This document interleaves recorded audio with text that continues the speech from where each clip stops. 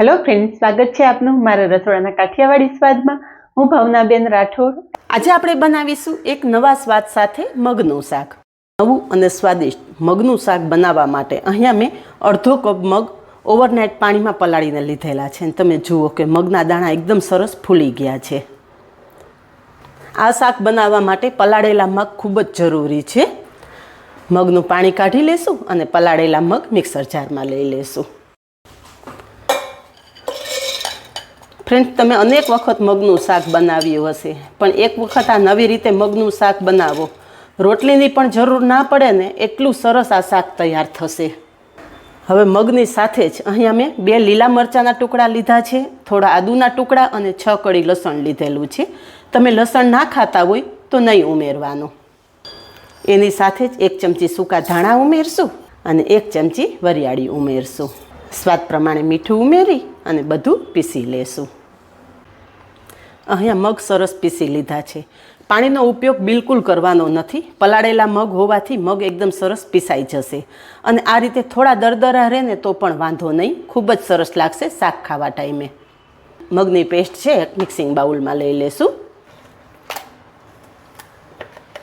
તૈયાર થયેલી મગની પેસ્ટ સાઈડ પર રાખી દઈશું અને આગળની તૈયારી કરશું. અહીંયા એક બાઉલમાં મેં 1 કપ છાશ લીધેલી છે. છાશ થોડી ખાટી હશે તો વધારે સ્વાદિષ્ટ આ શાક તૈયાર થશે. છાશની સાથે જ આપણે 2 ચમચી ચણાનો લોટ ઉમેરશું. ચપટી જેટલું મીઠું અને ચપટી જેટલી જ હળદર ઉમેરશું. આપણે મગની પેસ્ટમાં પણ મીઠું ઉમેરેલું છે. આજે આપણે છાશનું મિશ્રણ તૈયાર કરીએ એમાં મીઠું ઉમેરશું અને આગળ આપણે જે ગ્રેવી કરવાની છે એમાં પણ મીઠું આવશે, એટલે મીઠું જાળવીને ઉમેરવાનું. અને વિસ્કરની મદદથી ચણાનો લોટ છાશ સાથે સરસ મિક્સ કરી લેશું. છાશ સાથે લોટ સરસ મિક્સ કરી લીધો છે. હવે આગળની પ્રોસેસ ગેસ પર કરીએ. ગેસ પર કડાઈમાં તેલ ઉમેરશું. તેલ ગરમ થતાં અડધી ચમચી રાઈ, અડધી ચમચી જીરું અને 25 થી 30 મેથી દાણા ઉમેરશું. સાથે 4 લવિંગ, 2 ટુકડા તજ અને 1 તમાલપત્ર પણ ઉમેરી દઈશું. બધું જ સરસ કકડે એટલે 8 થી 10 મીઠા લીમડાના પાન આ રીતે હાથેથી તોડી અને ઉમેરી દઈશું. ચપટી હિંગ ઉમેરશું અને તરત જ આપણે સમારેલી 1 ડુંગળી ઉમેરી દઈશું. આ શાકમાં આપણે લસણ ડુંગળી બંનેનો ઉપયોગ કરેલો છે, પણ જો તમે લસણ ડુંગળી ના ખાતા હોય તો લસણ ડુંગળી વગર પણ આ શાક મસ્ત જ બનશે. ડુંગળી ટ્રાન્સપરન્ટ થઈને ત્યાં સુધી સાંતળી લેશું. ડુંગળી સાથે સ્વાદ પ્રમાણે મીઠું ઉમેરી દઈશું, જેથી ડુંગળી ઝડપથી સોફ્ટ થઈ જાય. અને મિક્સ કરી લઈશું. થોડી વારમાં ડુંગળી સરસ સંતળાઈ ગઈ છે. 1 ટમેટાના ટુકડા પણ ઉમેરી દઈશું. હવે ડુંગળી ટમેટા સાથે મસાલા કરી લઈએ. મીઠું આપણે પહેલાં જ ઉમેરી દીધું છે. અડધી ચમચી હળદર, 2 ચમચી લાલ મરચું.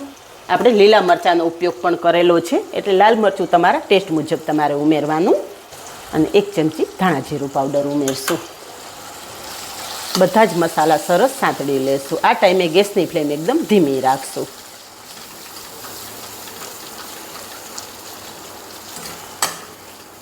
એકાદી મિનિટ ઢાંકણ ઢાંકી દેશું, જેથી મસાલા એકદમ સરસ સંતળાઈ જાય.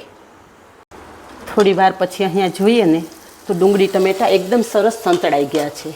હું મારા લગભગ શાકની રેસીપીમાં ટકોર કરતી હોઉં છું.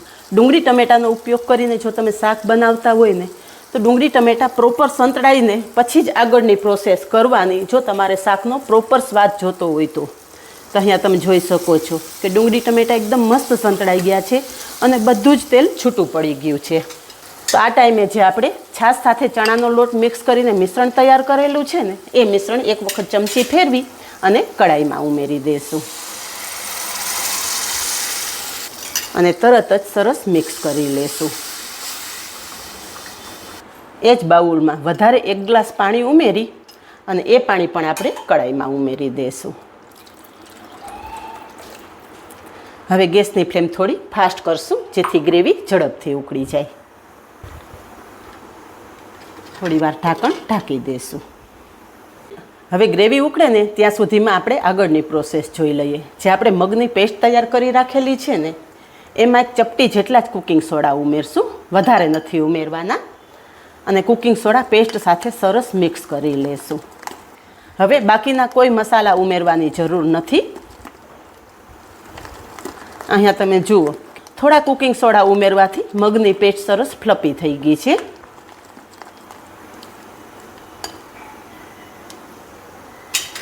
અને આ બાજુ આપણી ગ્રેવી પણ સરસ ઉકળવા માંડી છે.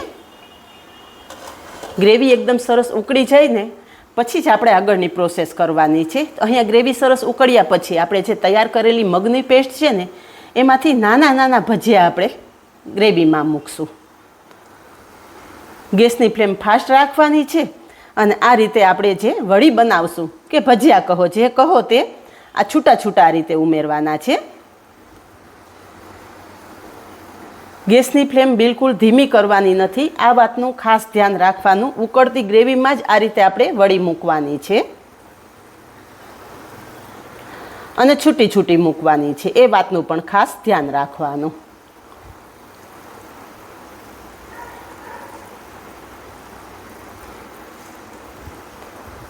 તો ફ્રેન્ડ્સ, આગળ કહેલું એમ ક્યારેય તમે આ રીતે મગનું શાક બનાવ્યું છે? ના બનાવ્યું હોય ને તો એક વખત ચોક્કસ બનાવજો. ઘરના બધા આંગળા ચાટીને ખાઈને એટલું મસ્ત આ શાક તૈયાર થશે. અને બીજી ખાસ વાત એ છે કે આ શાક તમે રોટલી વગર પણ ખાઈ શકશો. તો અહીંયા તમે જોઈ શકો છો કે હું છૂટા છૂટા આ રીતે ભજીયા મૂકું છું ને, જેમ જેમ ગ્રેવી ઉકળવા માંડે છે ને એમ ગ્રેવીમાં મૂકેલા ભજીયા ઉપર આવવા માંડ્યા છે.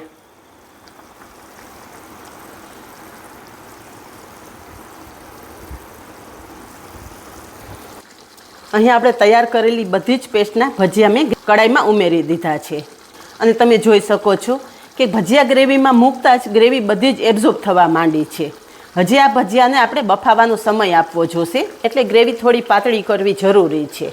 તો ગ્રેવી પાતળી કરવા માટે અહીંયા મેં ગરમ પાણી લીધું છે. ઠંડા પાણીનો ઉપયોગ નથી કરવાનો, એ વાતનું ખાસ ધ્યાન રાખજો. તો 1 ગ્લાસ જેટલું ગરમ પાણી કડાઈમાં ઉમેરી દેવાનું. અને ગ્રેવીમાં આપણે જે ભજીયા મૂક્યા ને એને તરત જ ટચ કરવાના નથી, સરસ બફાવા દેવાના. બફાશે ને તો જ આ ભજીયા પ્રોપર શેપ સાથે તૈયાર થશે. ગ્રેવીમાં મૂકેલા ભજીયા થોડા બફાય એટલે હળવા હાથે આ રીતે ચમચી ફેરવશું. હળવા હાથે ચમચી ફેરવી દેવાની અને ગેસની ફ્લેમ ફાસ્ટ જ રાખવાની છે. એ વાતનું ખાસ ધ્યાન રાખજો. ધીમા ગેસે ગ્રેવીમાં મૂકેલા ભજીયા તમે ઉકળવા મૂકશો ને તો ગ્રેવી સાથે ભજીયા ફેલાઈ જશે. એટલે એકદમ સરસ શેપ સાથે તમારે જો આ શાક જોતું હોય ને, ગેસની ફ્લેમ ફાસ્ટ રાખીને જ આપણે આ શાક તૈયાર કરવાનું છે. થોડીવાર ઢાંકણ ઢાંકી દઈશું જેથી ગ્રેવી સાથે મૂકેલા ભજીયા સરસ બફાઈ જાય. અહીં આપણે ગ્રેવીમાં વળી મૂક્યાને 10 મિનિટ જેવો સમય થઈ ગયો છે અને તમે જોઈ શકો છો કે બધી જ વળી બફાઈ અને ઉપર આવી ગઈ છે. ઇન કેસ તમને એવું લાગે કે ગ્રેવીનું પ્રમાણ ઘટી રહ્યું છે તો થોડું ગરમ પાણી કરી અને વધારે ઉમેરી દેવાનું. કારણ કે આપણે કાચા મગની જ પેસ્ટ કરેલી છે, એને બફાવાનો પૂરો સમય આપવો જોઈએ. તો અહીંયા તમે જુઓ કે આ શાકમાં ગ્રેવીનું પ્રમાણ પરફેક્ટ છે. હજી શાક ઠંડુ થશે ને એટલે ગ્રેવી વધારે એબ્ઝોર્બ કરશે. હવે આ શાકમાં 1 ચમચી જેટલો ગોળ ઉમેરશું. તમને ગળાશ પસંદ ના હોય તો સ્કીપ કરી દેવાની, પણ આપણે ટમેટા અને છાશ બંનેનો ઉપયોગ કરેલો એટલે થોડી ગળાશ ઉમેરશો ને તો શાક વધારે સ્વાદિષ્ટ લાગશે. હવે ગેસની ફ્લેમ બંધ કરી દેશું. આ શાકને સ્વાદ અને લુક એકદમ સરસ આવે એ માટે અહીંયા મેં 2 ચમચી ઘી અને 2 ચમચી તેલ ગરમ કરી લીધેલું. એમાં ચપટી જેટલી હિંગ ઉમેરશું અને 1 ચમચી કશ્મીરી મરચું ઉમેરશું. તરત જ તૈયાર કરેલો વઘાર કડાઈમાં ઉમેરી દઈશું.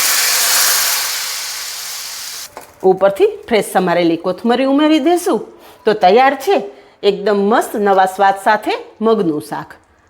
તો ફ્રેન્ડ્સ, આજના મગના શાકની રેસીપી જો તમને પસંદ આવી હોય ને તો તમારા ફ્રેન્ડ્સ અને ફેમિલી ગ્રુપને શેર કરવાનું બિલકુલ ના ભૂલતા. અને મારા વિડીયો તમને પસંદ આવતા હોય ને તો ચેનલને સબસ્ક્રાઈબ જરૂર કરજો. તો આજે બસ આટલું જ. મળીએ નેક્સ્ટ વિડીયોમાં. ત્યાં સુધી બાય. Thank you.